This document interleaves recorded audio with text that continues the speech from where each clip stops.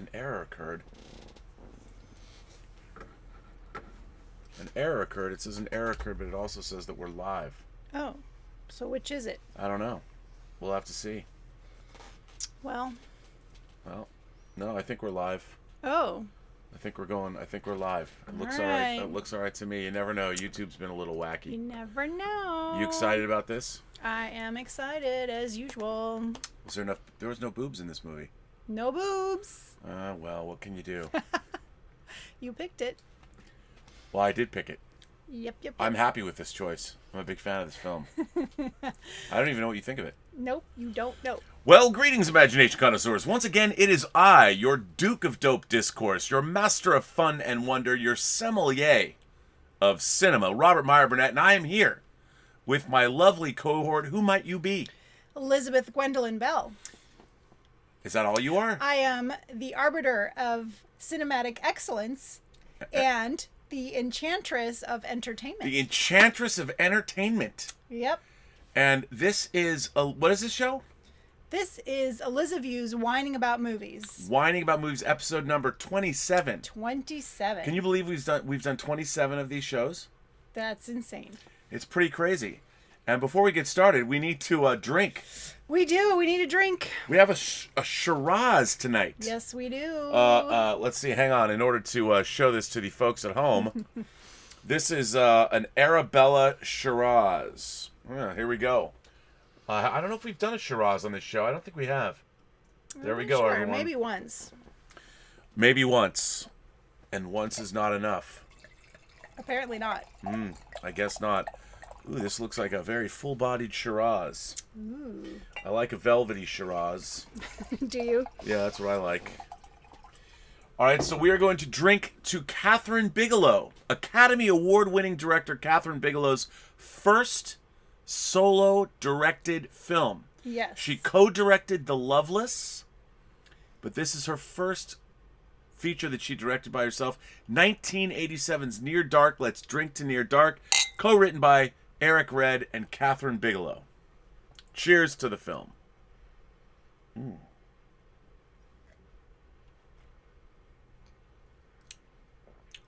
Ooh. That's pretty good. That's a robust. That is tangy. That is a tangy, robust drop there. All right, Elizabeth. So this was the second big vampire film to come out in 1987 following The Lost Boys, which had come out in the summer. This was released in October of 1987, and it cost $5 million, and unfortunately, nobody went to see it. It didn't even make that at the box office when it was released. Oh, that's sad. I think it's a much superior film to The Lost Boys. Did you enjoy this movie? I did enjoy this movie. You did enjoy it? Yes, I did. Okay, you did enjoy this movie. And it's sort of a cross-pollination of genres. It's a little... So it's a biker movie, it's a western, it's a vampire movie. Yes. Gypsy-esque traveling band of... Gypsy, western, vampire. So, what is this movie about? Well, so... Yes? It's about this town in Oklahoma, and these guys are hanging out at the, I don't know, local... Just dudes. They hanging out. Caleb. Adrian Pazdor's character's name is Caleb. Yes, and they see a girl. She's standing outside of a convenience store eating an ice cream. Who is your sexy, dusty Midwestern beauty played by 80s, well, I don't know if she's an icon, 80s cult icon Jenny Wright, who I think exudes something. It's incredible. I think she's smolderingly hot.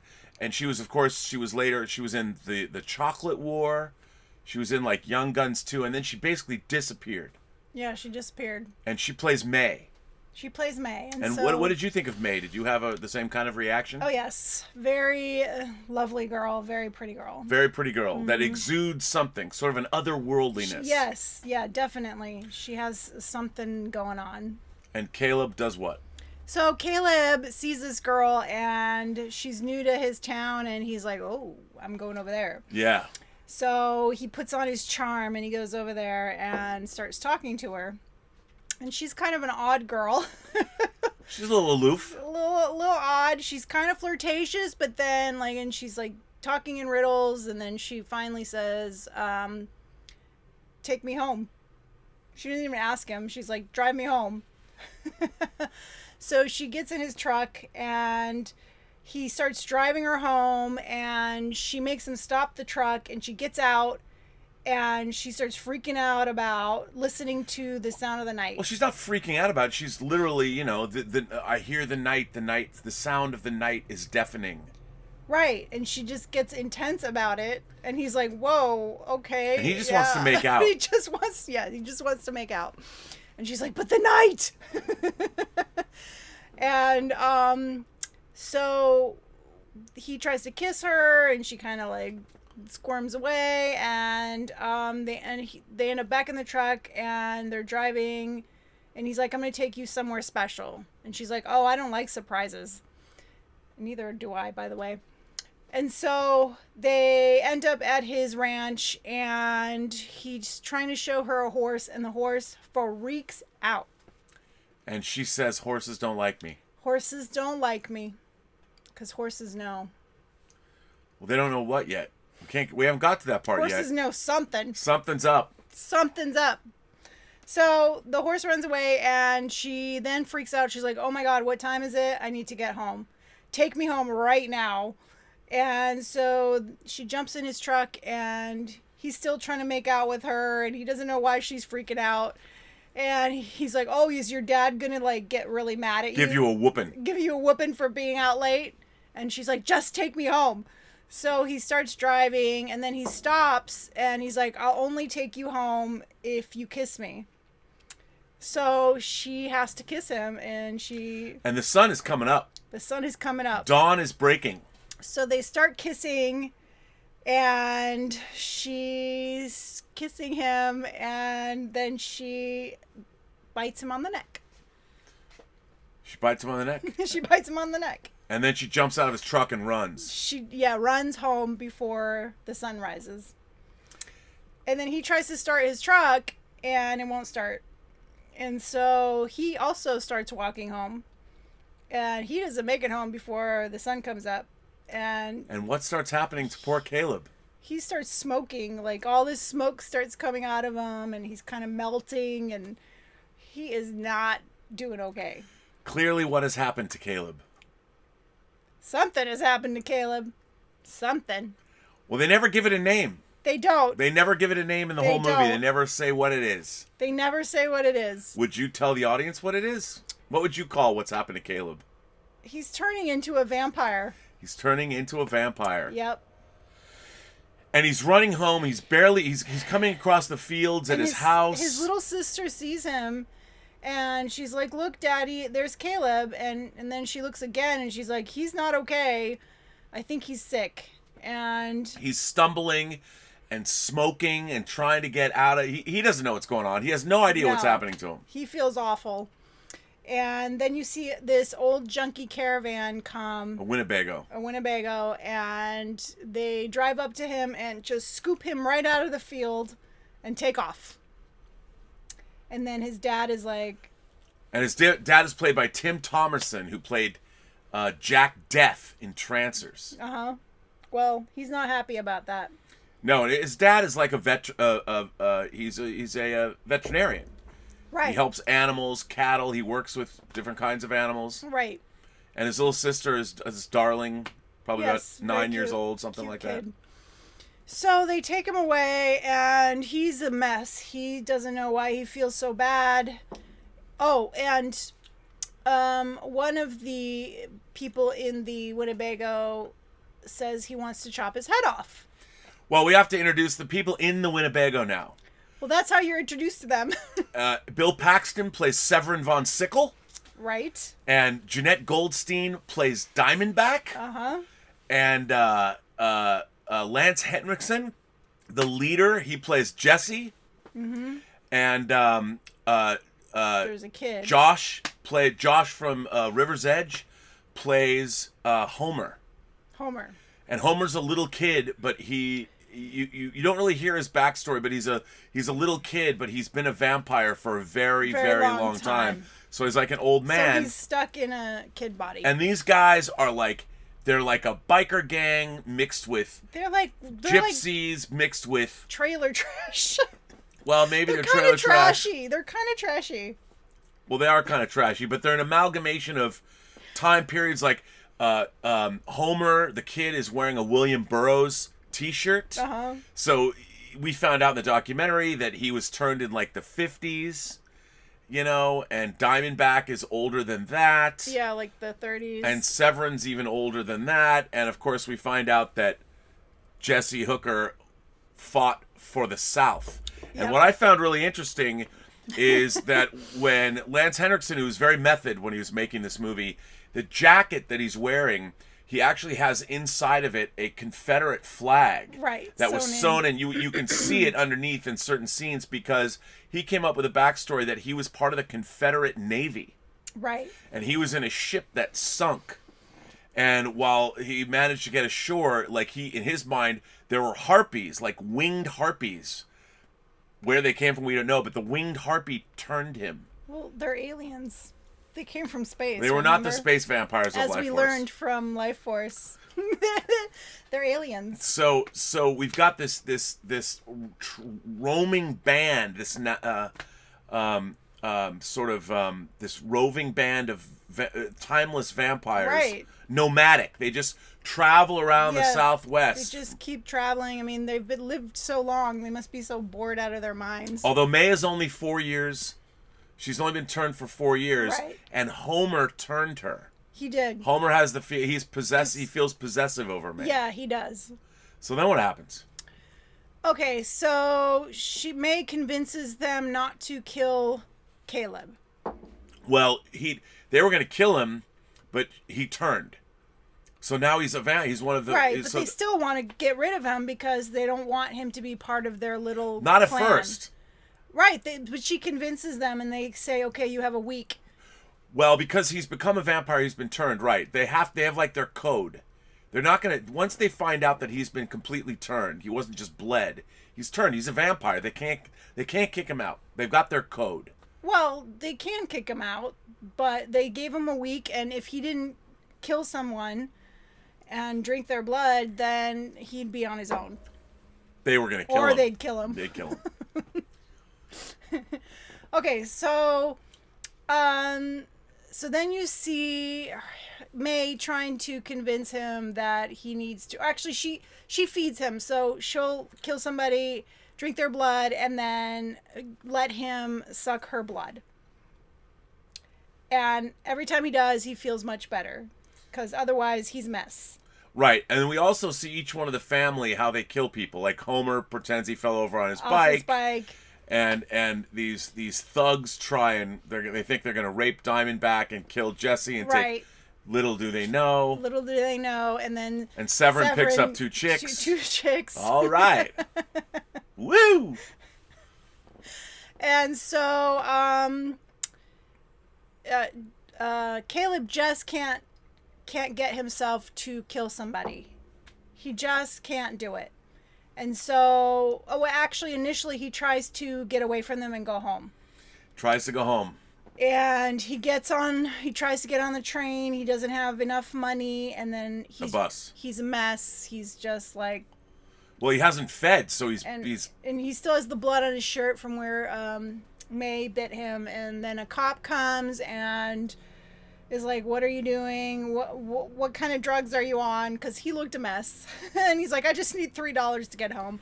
So anyway, he gets on the bus and he just is so sick that he tells the bus driver to pull over, and then he goes back to the clan, and May is there waiting for him. May is waiting for him, and May feeds him again. She feeds him. But things are not looking good. And at the same time, his father, Tim Thomerson, and his little sister start looking for Caleb. I mean, they've seen him. Right. They saw him kidnapped in front of their eyes. Yeah. So they really want to find him. So they're out trying to find him. They've gone to Texas looking for him. Yeah. Yeah. They're driving around all over in different states looking for him. And he tries to call home at some point, and they're not home. because they're out looking for him. So then they decide, this is it. You get one more chance. If you don't kill somebody, you're out. And so they go into this bar. They go into the bar for a drink. They go to the bar for a drink, and it's the set piece of the movie. It is. I mean, it's this long, protracted scene. It's pretty where the vampire intense. clan goes into a bar. Yep. And I mean, it's peak Bill Paxton. He even talks about how he nailed certain lines, like the famous finger licking good, like how he and it's one of my favorite scenes in any horror movie ever. It's pretty intense. So they're sitting in a booth. The main part of them are sitting in a booth, and Severin and Caleb are sitting at the bar. And Severin is like out of control. Like he is just, his bloodlust is up. He is just talking shit to this guy next to them and just really being a big douchebag. A huge douchebag. And finally what does he do? How does it all fall apart? He wants to show. Well, in the booth though, they order some drinks, and they bring the drinks over, and she puts the glass down, and she's about to put the beer bottle down, and he's like, "No, just the glass." And she's like, "What do you mean?" And then he gets up and he's like, well, Diamondback slits her throat. Yeah, so he gets up and he's like talking to her, and in the meantime... And Jesse, Severin's at the bar with Caleb. Right. But it's great because she slits the... And then... And then he fills up his beer mug with her blood. Yeah, that was intense. Loved it. And then at the bar, all hell breaks loose, and Severin just unleashes, like he's... Yeah. He ends up killing this guy who was playing pool, and... I hate it when they ain't been shaved. Smell like a dead polecat, Jesse! It's the best. The whole scene is it's Bill Paxton running amok, and it's amazing. Yeah. And then they show Caleb. Caleb gets shot in the chest. That's right. The bartender shoots Caleb. And Caleb can't believe that he's been shot. Just like blood coming out. I need to show the young man something. It's great. So they end up killing the bartender. And then there's one guy left in the bar. James LaGrosse. And they're like, okay, do your thing, Caleb. You got to get him. And he just hesitates, and May tries to help him, so she goes over there. Well, then he runs out, he escapes, and then Caleb runs after him. Yeah, so Caleb runs after him, and he catches him, but the guy begs for his life, and Caleb, being the nice guy that he is, even though he's a vampire, lets him go. And then that's when things really get crazy. Yeah. Well, they're going to kill him. They're going to kill Caleb, but then they realize the sun's coming up, and they have to find... So they're in a hurry now. They need to get shelter because the sun is coming up, so they don't kill Caleb. So everyone gets in the... Now they're in a station wagon, and so they're covering up all the windows and driving, and they get to this motel. A shithole motel. Really shitty place, and the guy who gives them a key is like, haven't I seen you before? And he's highly suspicious, and so... and Jesse says, I get around here about every 50 years. And they get a little bungalow. They get a little bungalow, and they all get in there, and they're all sleeping now. And they think they're safe. Yeah, they think they're safe. But the guy called the police. The guy that Caleb let go. Yes. And so the police come. Cop car comes. There's two officers and him in the car. And the second best set piece, or maybe the first best set piece in this movie happens. Yes. And I think another one of my favorite scenes in any horror movie, a show-stopping scene, a brilliant Adam Greenberg, who shot The Terminator, shot this movie. Yeah. He was the go-to non-union DP of that time, an incredibly talented DP, and there's an incredible what? So there's a shootout. And there is a shootout. There is a shootout. Like any great Western has to have a shootout. But every time they try to look out of the window, they get burned. And so... And as the bullets penetrate, the shafts of light come in. Yes, so there's shafts of light. They're trying to throughout. fire and not catch on fire. It's so awesome. Yeah. It's so... And the way the light is coming in through the bullet holes in the walls, it's just pretty amazing. It's amazing. And then finally, Caleb is like, I'll go get the car. And they're like, well, how are you going to do that? And so he puts a blanket over his head and he runs out and they're shooting and he's starting to... It's the van. They have a van. Not a stage one. They have a van. Okay, so he starts he starts burning, like he's on fire. By the time he gets to the van, he is on fire. He's on fire. He's on fire. So he gets in the truck and he drives the truck straight into the bungalow. And then they all get in and they drive away. So they're very grateful that he saved them, so they don't end up killing him. And they buy him. Jesse says, "You bought yourself some time." Yeah. So they end up at another motel, and by this time, Jesse's sister and father heard that they weren't in Texas, that they were in Arizona. So they headed over there, and lo and behold, they end up at the same motel. So May and Caleb go out. They're like go out for the night, and the other three, and they're like falling in love. Yeah. So there's a romantic. They're falling in love. There's this romantic angle, and yeah. You know, so this is Twilight before Twilight was anything. Right. And the rest of the clan are in the motel room, and they're playing poker. And Homer goes outside. Why does he go outside? He's just bored. He goes outside and hears someone at the vending machine, turns the corner and sees this beautiful girl. Sarah, which happens to be Caleb's little sister. And she's there with her dad. Serendipity has brought them to the same motel. And he is instantly in love. And he wants to turn her, so he's got a girl. So he grabs her, or he convinces her to come watch TV with him. And he brings her to their motel room and turns on the TV. Into the motel room with Severin Diamondback and Jesse Hooker. Yeah, she walks in and she's like...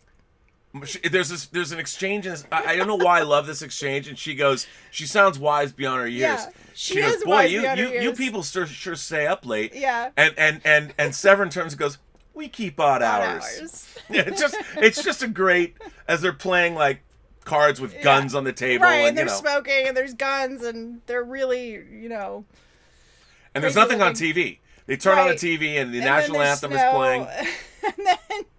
And then in the meantime, Severin went to get her dad. Yeah, well, what room are you staying in, little girl?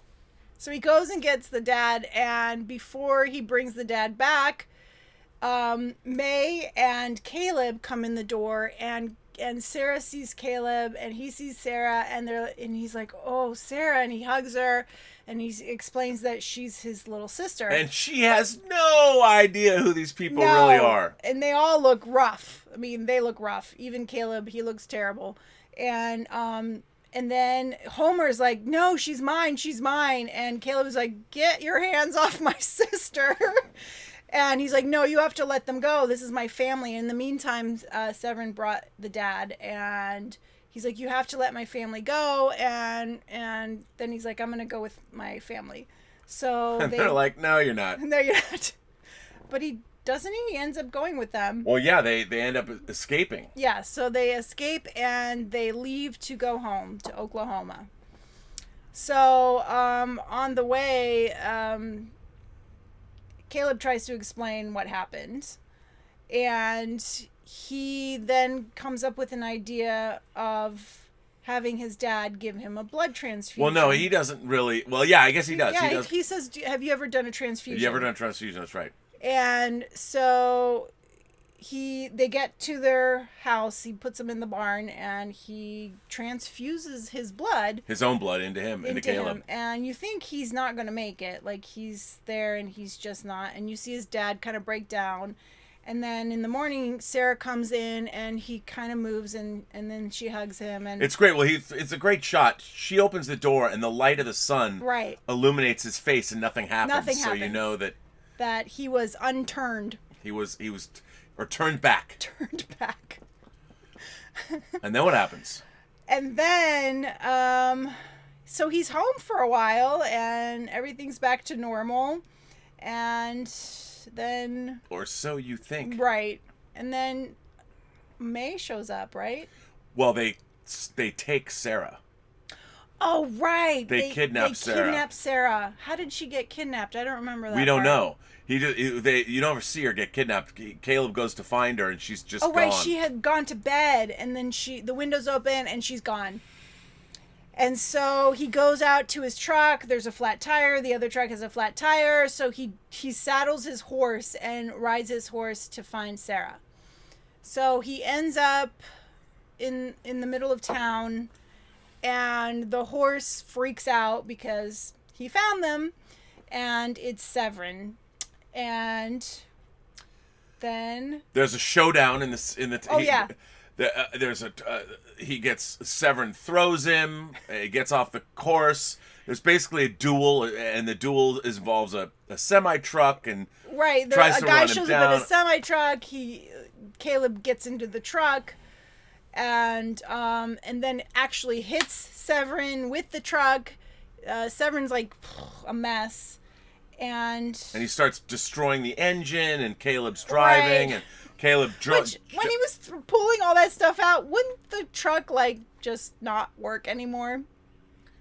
I don't know. I mean, it was working for me, and sparks are going off, and then Caleb jumps out, and the semi truck explodes with Severin on it, and Severin von Sickle is no more. He's been blown up. He's been blown up, gone. And then, of course, Jesse and Diamondback and Homer and May come, and they've got Sarah. Yeah, they got Sarah in the car, and so he runs after them. Well, what happens is May ends up jumping out of their car, going out the back window, saving Sarah because she doesn't want Sarah to be turned. And she's running with Sarah, and she's smoking and everything, and. Yeah, because by now the sun has risen. They're in the car and they're trying to chase now. And Homer jumps out and starts running after, and it's an awesome scene. He catches on fire. He's running and he just explodes. He explodes. Young Homer explodes in the sun. And May finally reaches Caleb with Sarah, and they kind of... And Caleb covers her so that she doesn't burn. And then they're driving, and then they just can't take the sun. Yeah, well, Jesse and Diamondback they're in the car, they're trying to drive after him, but the sun they catch fire in the car, and... The whole car's on fire now, and then it explodes. So all the vampires are gone. They're all gone except for May. And at the end of the movie, what happens? So they take May and they take Sarah and they go home and they transfuse blood into May, and then she is a vampire no more. She's a vampire no more, and the movie ends with Caleb and May embracing, and it goes into a still frame and dissolves out as they embrace. That's right. So what did you think of this movie, Elizabeth? I liked this movie. It was entertaining. That's it? I love vampire movies. Why do you love vampire movies? I don't know, because they're weird and freaky, and... They're weird and freaky. I like... That's it? I mean, what about the whole vampire mythology, living forever, being bored immortal, having to prey on human beings and giving up your own humanity? I mean, I find it interesting, although I love the struggle of when people turn and they have to actually kill somebody to stay alive. That struggle is pretty interesting. The struggle is real. Yeah. Because, I mean, I don't know if I could kill someone to stay alive. That's for sure. But people need killing. Come on. I mean, if I was a vampire, if that's what I was, wouldn't you feel like you'd be doing the world a favor? No, you know what You'd I be would like do? Hannibal Lecter. You'd eat the rude. You just get rid of half the population of mankind can go, don't you think? No. You know what I would do? I would break into blood banks. Yeah, but you'll get caught. What's the point of that? Who'd catch you? It's in the middle of the night. You don't think that you could have a feast every night. You don't think that your immortality would lead you to sort of, I mean, you might become. I think being a vampire. One of the things about the whole vampire mythology is, I think, as human beings, I think we're very much attracted to the idea of living forever. Yeah, but at night, it's like you can't go out during the day. Well, it depends. I mean, it depends what movie you're in. Some vampire movies you're able to go out depending on Twilight. Where you sparkle. But no, there's other things. But I mean, I think that the price of being immortal would be to take human lives. Would that be so bad? Yes. Would it? Yes, it would. It would be bad. Yeah, no. I don't know. No, not the life for me. Would you be like Louis in Interview with a Vampire? I don't want to be a vampire. You wouldn't want to be a lost boy, sleep all day, party all night, never grow old, never die? Not really. I don't think so. Well, now, how did you feel about the way this movie dealt with the vampire mythology? Because as you found out in the documentary, they stripped away all of the gothic elements. Mm-hmm. They stripped away garlic and silver bullets and crosses and all that. And they basically turned it into an affliction, like a real affliction. So they got rid of any religious iconography and really they took out the supernatural out of it. No So, I mean, it's still supernatural. They weren't aliens or anything like that. How did you feel how this movie dealt with vampirism? I liked it. It was a different twist to vampires. Right. So. And I like how it was like kind of a Western and this kind of patched together family and. Well, that's a big part of it, I think. Yeah. Is the idea of the family. I think that's a big part of it, actually. Yeah, I mean, I liked all of that and how they were nomadic and just kind of roamed around and. Is there anything you didn't like about the movie? Not really. I mean, it was kind of violent. Yeah, it was awesome. The violence in this movie was great. Yeah, I don't know. Some of it was a little too much, maybe. Like, what's an example of that? The bar scene was really gruesome. Yeah, but don't you think this movie needed that? Yeah, it does need that. It needed that show-stopping. I think the reality of what they're doing, the reality of their lifestyle, it was... you needed to see that. Yeah. Yeah. So... Yeah. Well, what else about this movie? What else struck you about this film? It was a love story. I know, right? Totally. It was a love story. It was a love story. And did you like... You could tell there was chemistry between the two. I felt like they made a really great couple. That's good. Yeah. So, I mean, as far as vampire movies that you've seen, how would you rate this? Would you rate this... Did you think it was a good vampire movie? I thought it was a very good vampire movie. So you'd recommend it to people? Absolutely. If you like vampire movies. And did you like the way it was filmed and directed? I loved the way it was filmed. Yeah, it was great. The whole style of it was dirty and it was westerny and it was... Dirty and westerny. It was dirty and westerny. What did you think of the actors? I mean, what's interesting is that... the actors were great. Jeanette Goldstein, Bill Paxton, and Lance Henriksen had all come off of James Cameron's Aliens. So they all knew each other. They were all friends. Mm-hmm. And it's very funny how all three of them they were all getting cast, but they hadn't talked to, Jeanette Goldstein hadn't talked to them. They didn't want to admit to each other that they were going to do a vampire movie. Right. And all three of them were in it. Yeah, that was very funny to listen to them talk about that. Yeah. So you would put this up there. So I think this is one of my favorite vampire movies. Is it? Ever. I like that it's a genre pastiche. It's just, to me, it's very, very cool. And, it is. Yeah, it's not this weird fairy tale. It felt more like a real vampire story. Not like this pie in the sky kind of vampire story. So, yeah. It was good. Well, that's good. I'm glad that you liked it. Listen, we have a letter. Awesome. We have a letter. Let me put my glasses on because, as you know, my birthday is in 2 days, and I'm an old man with one foot in his grave. So we have a letter, ladies and gentlemen. Our letter comes from Stephen Goggin. Dear Rob and Ace, Sorry for not writing a letter for a while, as I've been busy watching some of the movies that have either been mentioned or reviewed on WINEning About Movies. Firstly, congrats to Rob on reaching the 400th episode of your show, which I think is a gold standard YouTube viewing. Well, thank you for that. And also, congrats to Ace on getting all her A's. Well, thank you. Well done. Here are the movies I have viewed. Amelie, The Triplets of Belleville, Betty Blue, and The Umbrellas of Cherbourg. Wow, you've gone on your French tip. Yes, good job. I've enjoyed all of these movies, and in my view, they all come in first place and 4 glasses of wine for each of these most excellent. Okay. Amelie is just pure magic, and I now have 2 copies of Amelie, one on standard DVD and the other on Blu-ray. I watched The Triplets of Belleville on YouTube, as it's free to watch on YouTube, though since watching it, I've ordered it on a double standard DVD with some other movie, being another French animated film called The Illusionist, which I have not seen, and I think it's made by the same people who made The Triplets of Belleville. I laughed all the way through this very funny movie. I had not heard of this movie before I started watching WINEning About Movies.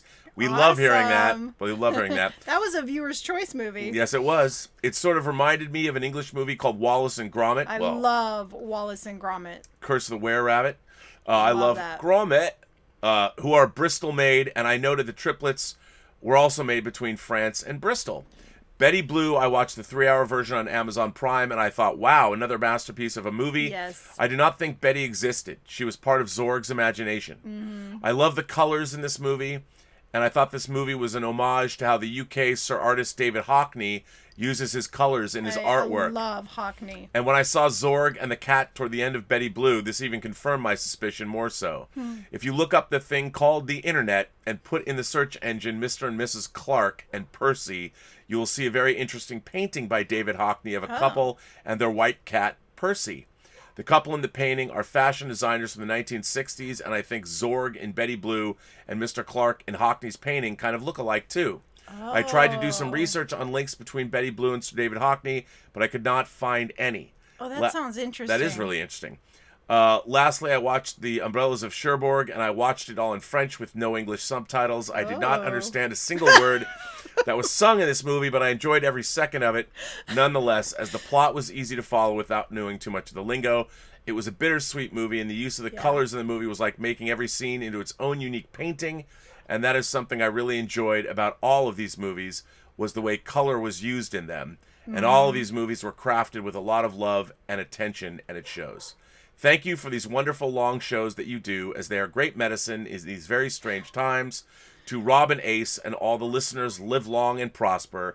Yours truly, Stephen Goggin, the Irishman in Somerset. Wow. Well, thanks for that. What a great letter. Tallulah's barking. Should you text Sophie and see? Yeah. And let's see. There are people here. People have sent us things. First of all, shouts go out to Throg. Our man Throg, who sent us even more toilet paper. Toilet paper. Between Anthony Gonzalez and Throg, my God, you guys are great. And mad props to, of course, Candida and, of course, Claude for sending us cheesecake. And then we've saved a bottle of wine, and we're gonna watch it on or drink it on Friday. Yes. It'll be my birthday bottle of wine, which is always a good thing. So, let's see. Where are we here? I don't even know where we are. Oh, here we go. Movie Fanobi's here. He sends in a super chat and says, Rob and Enchantress, with your powers, please get Kathryn Bigelow to release Strange Days in 4K digital. Thank you. Plus Cameron's The Abyss and True Lies. Well, Movie Fanobi, I have no idea. For those of you who are paying attention, James Cameron's company, Lightstorm, there are 4 movies. There is The Abyss, there is True Lies, there's Strange Days, and Steven Soderbergh's version of his remake of Solaris that you cannot get in HD. Now, you can get Strange Days. I have the German Blu-ray of Strange Days, the Deutschland version of Strange Days, which is actually quite good, but they've never released Blu-ray versions of those films here. I don't know why. I've heard that there are finished HD versions of both True Lies and The Abyss, but Cameron has never, I don't know, signed off on them. It's very, very frustrating. I wish we could get them in 4K. I love Strange Days. Another movie by Kathryn Bigelow that I thought was going to be huge, and it wasn't. Why, hello, Rob and Elizabeth. So now that you've done Near Dark, are you going to watch my favorite Bigelow film, Strange Days? What a trip that film is. I love Strange Days. That's not a bad one to do. I think I've showed that to you already. Oh, what's it about? It's hard to explain, but it stars Ray Fiennes as Lenny Nero, and he's selling what would you call it? Well, he's selling tape of people's experiences. You can play back people's experiences. Oh, yes. Yeah. Yes. I have another whining about movie suggestion, Brotherhood of the Wolf. Plus, it's in French just for Elizabeth, so you have to watch it. I have the 3-disc DVD of Brotherhood of the Wolf. It's a very great suggestion. Felix Leiter sends in a tip and says, "Oh, high exaltedness. I've recently been busy on a top secret mission. Something to do with the mysterious disappearance of power converters at Tashi Station. Your show has kept me entertained during the days while James is off having internal affairs." Very funny, Felix. Are you looking forward to seeing yourself come back in No Time to Die? I know I am if we ever get to see it. I can't wait till November. Twin Flicks sends in a tip and says, "Rob, we just booked an interview with Alex Proyas tomorrow evening." Well, you should tell Alex Proyas that whining about movies, we did Dark City, his original version. Tell him that. I'm a big fan of Alex Proyas. Anthony Gonzalez sends in a tip and says, "Well, I'll be goddamn shit kicker heaven." That's what Severin says when he comes into the bar. I like both Near Dark and The Lost Boys for different reasons. What sets them apart for you? Also, do you like Fright Night? For real. I love Fright Night. I'm a huge vampire fan. Fright Night, of all the 80s vampire movies, Fright Night's up there. Of course, The Hunger, Fright Night. The Lost Boys, to me, is a little style over substance. It's fun, but it's a little shticky. I mean, I do like it. You can't not like it with the music and the style. I mean, it's peak 80s. I mean, I prefer Near Dark, but I do like The Lost Boys. I mean, how can you not? It's fun. But I was just a little older, and I preferred Near Dark. I just left my teenage years, really, so I didn't think that The Lost Boys was as cool as I might have once thought. But I liked it. Lost Claudius is here. Bonjour, Monsieur Robert et Mademoiselle Elizabeth. The Near Dark documentary was interesting. Dr. Sleep's True Knot resembles this nomadic vampire clan. It does.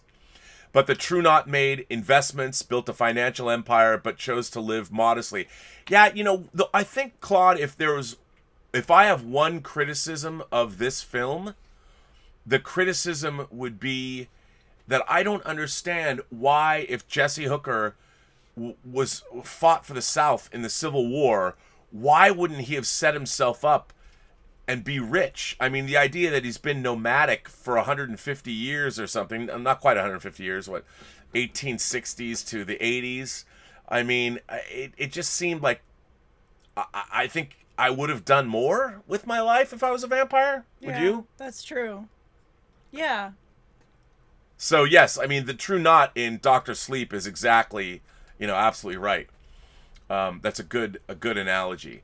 Lost Claudius says, I love how Lance Henriksen builds a backstory for his character, a Confederate sailor saved by a harpy. I also love the story of how Paxton and Henriksen are stopped by a cop, and Henriksen spooks the cop by never breaking character. Yes. Oh, it's fantastic. It was absolutely... He really took that role seriously. Like, he was a vampire even outside of the movie. Well, yeah, I mean, he's definitely a method actor. Well, I mean, what do you think? Obviously, they've been making vampire movies since almost the dawn of cinema. I mean, Max Schreck playing Nosferatu, German Expressionism, all the way back to the silent films. You had Bela Lugosi playing, obviously, Dracula, and then Christopher Lee played Dracula, and we've been watching vampire movies. Why do you think the genre of vampires endures? I think the story has lasted for a long time. Like, there's always been stories of vampires, and I think, just like we're curious about Sasquatch and, the Loch Ness Monster, it's just one of those things that you're just curious about, and what if that existed kind of thing. So I think that we gravitate towards those kind of mysteries that we don't, know if they're true or not. Of course, they aren't really vampires. How do you know? It's fun to think about it and... Well, what about like Madame Bathory, who believes she could stay young by bathing in the blood of virgins? Wow. Or Vlad the Impaler, or people throughout time that actually believe that there's medicinal properties in blood, in human blood, and drinking human blood. Yeah, I'm sure that all contributes to these stories. But they keep making these films. I mean, vampires are it's almost like it's irresistible to tell a good vampire story. I mean, Buffy the Vampire Slayer, Right. combined teen angst with vampirism and all of that, and it worked beautifully. Right. What is it about the vampire myth? We all are facing our mortality at every turn, and when you're a vampire, you get to be young and you get to be beautiful. Yeah, I mean, you get to live forever, but there's also a price to pay. I mean, you can't go out during the day. You have to drink blood and kill people. So, there's Again, always... is that so bad? What was that Swedish movie about the vampire girl? That was Let the Right One In. Oh, that's such a good movie. That's my favorite vampire movie. Really? It's so good. It is so good. Now, why is that your favorite? I don't know. It was so... I'd have to see it again because it's been a long time. It's almost like a childhood. It's like a fairy tale or a fable. It's literally about, well, maybe the girl vampire in the book she's not even a girl vampire, but yeah. But there's something like a grim fairy tale quality to that. Because it's dealing with children, and it's like these kids are doing all these things, and it's a little creepy, and I don't know. I really enjoyed that movie. I did too. Did you see the American remake? Let Me In? I don't think with Chloe Grace Moretz. Was it good? It's all right. It's not bad. Yeah. That's not bad. Let's see. Claude says, or Candida is here. Hang on. Candida. Hello, Candida. Claude and I are watching Boccaccio 70, inspired by Boccaccio's novellas. 4 episodes focusing on sex, love, and seduction in Italy's 1960s, starring Sophia Loren, Anita Ekberg, Marissa Solanas, and Romy Schneider. What a cast! Fellini directs the Anita Ekberg episode. I have not seen it, but that sounds like it's right up our alley. Is that a show, or what is... I think it's a movie. Or... Yeah, I think it's a movie. But maybe it's Interesting. Yeah, I mean, if I've Well, heard of it. I've never seen it. We should watch it. We should. Kaz Graphics is here. Kaz Graphics, who's been providing us quite the yummy cheese, which I had some for lunch. Wait, you had some for lunch and didn't give it to me? You were on your show. Oh man, did you open a new cheese? No. All right. Okay. No. Kaz says, hello, Rob and the Ace. I hear champion the Fisher King and Ace. Do you have an online portfolio of your art? As a graphic designer for major companies for years, I would love a look. A lot of my art is on my Instagram, which is egbell, Belle. And a lot of my stuff is on Instagram. Well, yes, you should take a look. Yeah. And you're starting up your new term at Art Center on Monday. I start on Monday. Whew. Your second term at Art Center. Yep. Well, that's pretty exciting. Mm-hmm. Are you excited? I am. What classes are you taking? There's a projects class. There's a studio class. I don't know. Didn't you just sign up today? Yeah. And you don't even know? There's like five studio classes. All right. Timulus says, do you have a favorite Lance Henriksen performance? Oh, I do. I love a lot of his film work, but Frank Black in Millennium is still my pick. Frank Black is awesome, and probably Lance Henriksen's best ongoing performance. But let me tell you, if you've never seen Brian Bosworth in the film Stone Cold, where Lance Henriksen does play the leader of a biker gang, I don't think you've ever seen an actor who's having more fun than Lance Henriksen is in Stone Cold. A lot of people laugh at that film. It was directed by Craig Baxley, who's a stuntman. He's one of the best stuntmen in Hollywood, and man, does he direct the hell out of it. It's a B movie. It's a B movie. But let me tell you, Stone Cold kicks ass.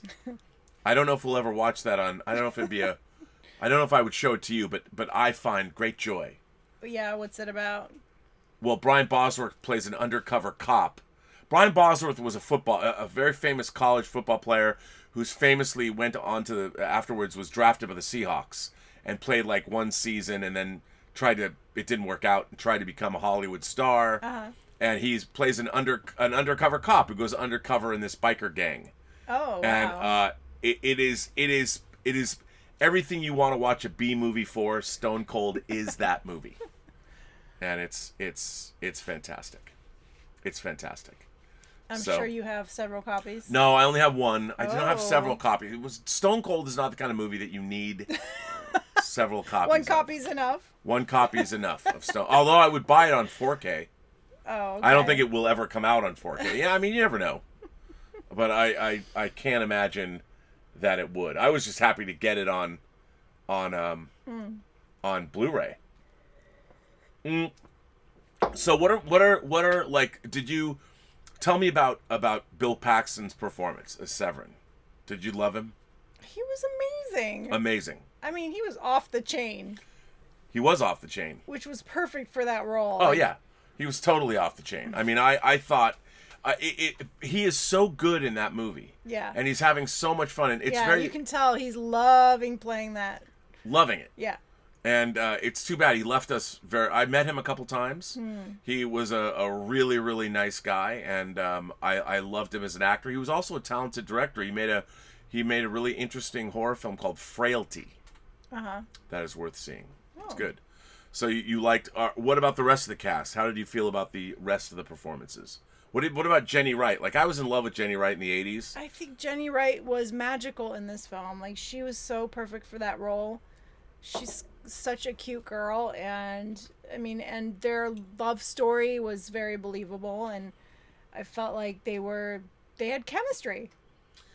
Unfortunately, she was a Hollywood not success story, That's sad. and it's sad. I mean, she's not dead; she's still alive. Right. But her acting career came to sort of an abrupt Yeah, she got into drugs and stuff. alcohol, and not so good. Yeah, that's sad. It is sad. But she needed to do that. You know, she plays a groupie in Pink Floyd The Wall. Have you ever seen that? No. Pink Floyd The Wall? That's another. I've seen parts of it. I haven't seen the whole It's thing. great.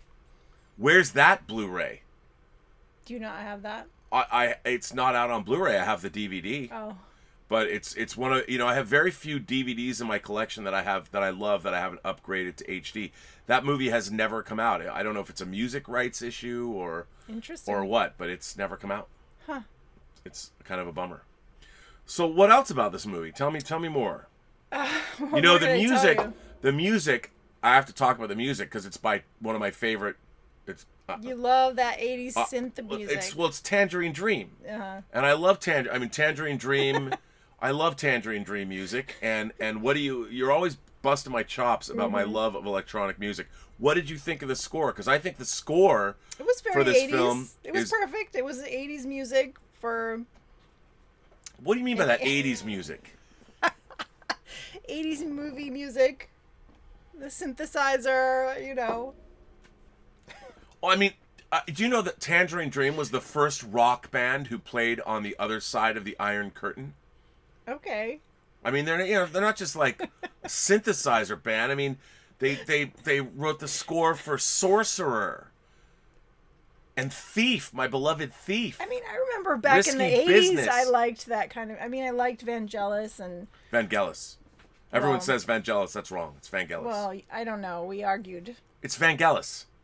Maybe. No, it is. Vangelis. It's not One it's time you say Vangelis Vangelis. Papadopoulos. One time you say Vangelis. No, it's Vangelis. Okay, well, anyway, I really liked them in the 80s. I tried to listen to them again late, like maybe a few years ago, and I was like, oh. Well, you didn't It's not like what I when we remembered. watched Blade Runner. You were ripping on the soundtrack. like- You were ripping on the I was like, soundtrack. oh, maybe I don't like this music. It's great. The soundtrack to Blade Runner is great. Like I said, I liked it in the 80s. You should like it now too. Yeah, no. That kind of, well, yeah. Great electronic music. Come on. it's not something like that I want to just pop on and listen to. Well, I do it all the time. I mean, I crank up the music in here. Oh. Yeah. You crank up Tangerine Dreams. Dream, yes. Yes, I do. I have Tangerine Dream albums. I know, but do you actually play them, like, recently? Have you recently played them? I listen to music all the time, in here. Well, I know you listen to music, but have you listened to Tangerine Dream? Yes, I have. I was listening to Tangerine Dream just the other day. When I'm editing, I do. Yeah, you love the 80s, babe. Which is not bad. I mean, you know, I grew up in the 80s, so... Man, I love all eras. You particularly love the 80s. Well, yes, the 80s was when my youth. Me too. You know, I transitioned from being a young man to teenage years and into adulthood and all that. Wait a minute, we got to get back. Tim says, I'll second the call for the Fisher King. Failing that, my fallback suggestions are Miller's Crossing and Perfect Blue. Perfect Blue is an animated film. That would be a good one to do. Perfect Blue would be good. Our first anime. Miller's Crossing would be great. Another one of my favorite movies. The only thing... People are asking about the Fisher King, but I find myself not wanting to repeat directors' films. Like if you watch... I'm always pulling out movies from directors that we've already watched. And I'm trying to... Like, I don't know when my own... I have these really rules about this show, kind of. You do. You have these rules in your head. In my head. I got rules about this. Yeah. And then when people suggest things that don't fit your rules, you're like, I don't think so. But nobody knows the rules. That's the thing. I don't know the rules. You just kind of have this vague idea in your head of what the rules are. Yeah, but I mean, like, okay, one of my rules is if we've shown 27 movies, and I think that we shouldn't repeat directors, at least now. Oh, well, wow. There's so many movies. That's kind of a strict rule. Well, it's not necessarily a strict rule. I'm just like, there's other directors that we should cover before we go back and see a second film by that same director. Okay. You don't think that's a good rule? They're your rules. Well, it's your show. I mean, you know. It seems to be working, so what are some of your other rules? Well, I mean, I try not to like watch. I don't know. I mean, I don't know. I don't have any defined rules in my head. Right. I just know that it's just a feeling. It's a feeling I get when I look to the west. Gotcha. It's very, very Stairway to Heaven for me. Eyes on the Wire says, I wonder if Guillermo del Toro, we haven't watched a Guillermo del Toro movie, was inspired by the scene with the light shining through the bullet holes for a similar shot in Kronos. Oh, I think he probably was. Although, when did Kronos come out? No, it had to have come out since I was in California, so Kronos came out. Kronos would be a very good whining about movies movie. You would love Kronos. Okay. Kronos, that's a good call. Kronos is good. Candida says, Elizabeth, Boccaccio 70 is a movie released in 1962. We are on a Sophia Loren, Mastroianni, and Fellini kick.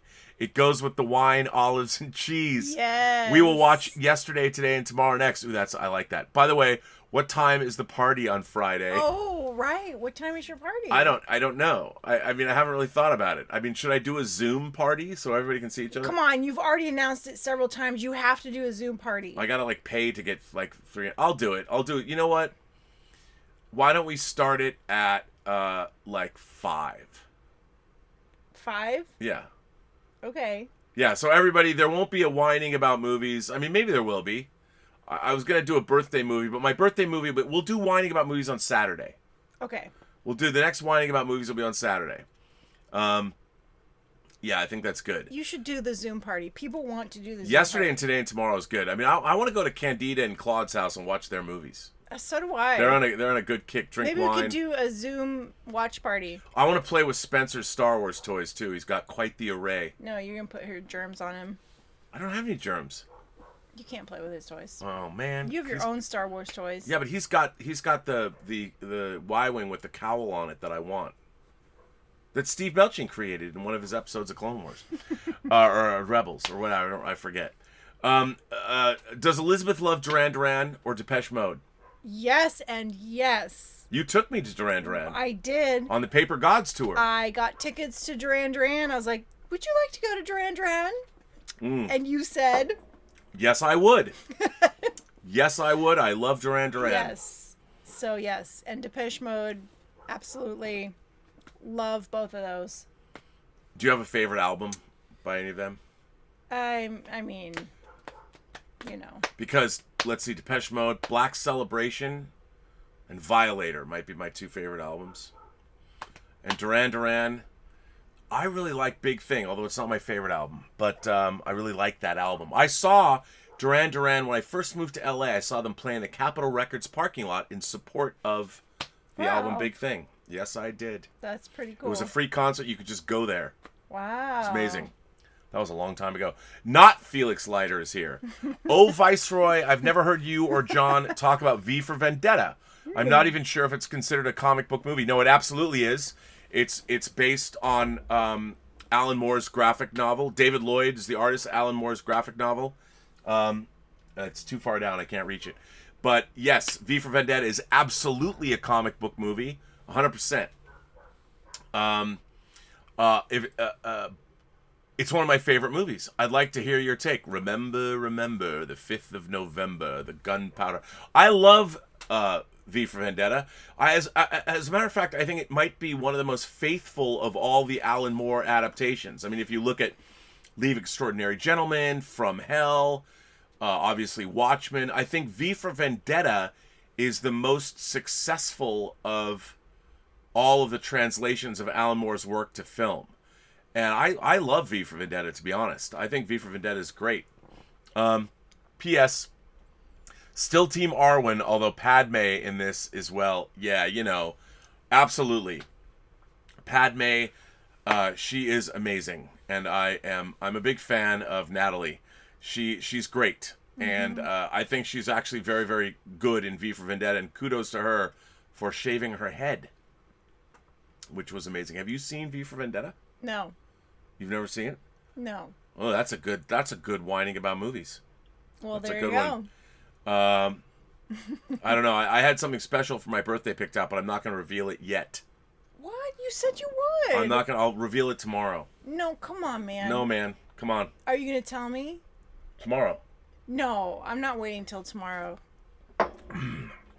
Let me remind everybody. Why would you do that? Why can't you tell us? Hold on a minute. Hang on.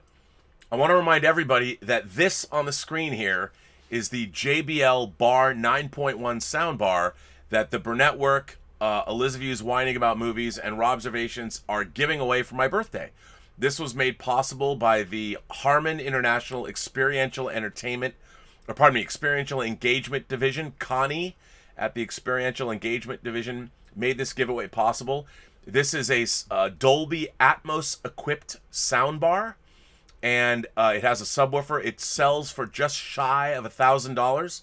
It's a really cool piece of gear, and it will be available to the consumer market on May 31st. It's not available yet, but I will be giving away a brand new version. A brand new version. There's only one version.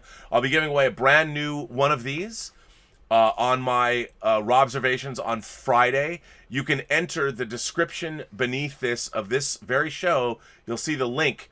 There's still, there's a day and a half left to enter this. There's no purchase necessary. I'm giving it away. It's almost $1,000, and what a thing to win! And all you have to do is enter by going to Follow Your Nose, and no purchase is necessary. How cool is that we have to give that away? That is super cool. And we've been using one. We have one. We do. I love it. You do love it. I do. I'm very impressed with it as well. Yeah. It's sleek. It's cool. The little speakers come off the ends. We put them on our nightstand. And you like the fact that I don't have my big giant speakers in our bedroom anymore. No more giant speakers. No more giant speakers. And it sounds great. Although it's sad that I don't have my giant speakers. It's not sad. It is kind of sad. It's not sad. It could be sad. Not sad. Well, Elizabeth, we're over our time. Wow. And we haven't even finished this bottle of wine yet. Well, let's polish it. We'll polish it. Here's some for you. And I will have the rest, what little of it there is. And of course, we've got to the time of the night where we have to give this movie a rating on the bottoms up scale. Yes. Why? What is our bottoms up scale? So our scale goes from 1 to 4 because there are 4 glasses of wine in a bottle. 4 glasses of wine in a bottle. That's our bottoms up scale. And on a scale of 1 to 4 glasses of wine, what would you give Near Dark? And by the way, this is not a bad Blu-ray, but boy, I really wish they would remaster this film. Yeah, the sound was wonky. Well, the sound wasn't wonky on the movie. It's wonky on... It's even wonky on the movie. Well, it definitely needs a remastering. Why can't they get the sound right? I don't understand. Well, the other stuff on this disc it's just... The sound was awful. It was not documentary. authored correctly. Yeah, it's not authored correctly. But even in the movie, it's hard to hear the dialogue. It was hard to hear the dialogue. It was low budget. But still, like, when they make a Blu-ray, why can't they make the sound... Hey, you're going to get no argument from me. I got this Blu-ray because it's on Blu-ray. I've also got the DVD. So the sound should be... Well, this but disc is in desperate need of a remaster. Hopefully one day it will be. Yeah. And by the way, what is this lame Twilight cover? Just so you know. That is so Twilight-ish. So Twilight. Wow, trying to cash in. Well, anyway, what would be yours on a scale of 1 to 4 glasses of wine? What is your bottoms up rating for Near Dark? I will give this 3. 3 glasses of wine. Glasses of wine. I'm gonna give it 3.25. There we go. Cheers to Near Dark. Cheers to that. to Near Dark. All right, you heard it here first. Yep. Well, this brings an end to Elizabeth's... Wait. Oh, what? What movie are we watching for your birthday? I'm not going to tell you yet. Come on, man. I'm not quite sure. Okay, that's why I'm not telling you. Not sure. I'm not sure. I'm on not Monday. sure. I was sure on Monday. Okay, so what was the movie you were thinking about on Monday? I don't want to say it. I don't want to say it. Come on, man. Just come on. It's my birthday week. Just let it go. Let it go. Let it go. Let it go. Anyway, we'll talk about it tomorrow or later. We're going to talk about it right after the show. So we've come to the end of Elizabeth's episode 27, our Near Dark episode. And what do we say? First of all, we have to thank our moderating staff, beginning with Mike Bawden. And I want to thank my moderators, Detective Jim Boyers, his wife Heidi, Greg Smith. But I especially want to thank Mr. Lewis Yu, who is always here. He's the man that takes over. He makes sure it's all great. And I also want to thank The Richard, who runs the watch parties, who administers the WINEning About Movies Facebook page, which you should go join, and the Post-Geek Singularity Facebook page. They're always here making it happen. I want to thank all of you for being here. Thanks for supporting the channel in the ways that you do. So cheers to you. Cheers. And saying that, what do you say at the end of every episode? Yes, so everyone you meet has a story to tell that you have not heard. You have yet to hear, yes. And all you have to do is listen. All you have to do is listen. That's right. Did I say it wrong? No, it's fine. It's good. Anyway. It's good. You'll have to come up with a catchphrase at the end. You'll have to. We don't have. That's my Robservations catchphrase. We should have an Elizabeth's catchphrase. Something about movies. I'll think about it. You gotta think about it. Come up with that. Maybe you guys can come up with something. Yeah. Well, that brings us to an end of Elizabeth's episode 27. So, my dear, what do you say at the end? Have a better night. Everyone have a better night. I will be not on the John Campea show tomorrow. Find me at 1 o'clock here for Robservations. I guess we'll call it my birthday party since we can't go anywhere. Yeah, that's your birthday party. We're gonna have a Zoom birthday party beginning. I'll send out a link. I think I'll have 300 people. That'll be that'll sure work well. Yeah, you might want to stagger those. We'll figure it out. I don't know. It's 5 o'clock. You need to come up with look for a link. With some music and. Well, I can't. Well, I can play. I guess I can play music because it's on Zoom. Yeah, I can do that.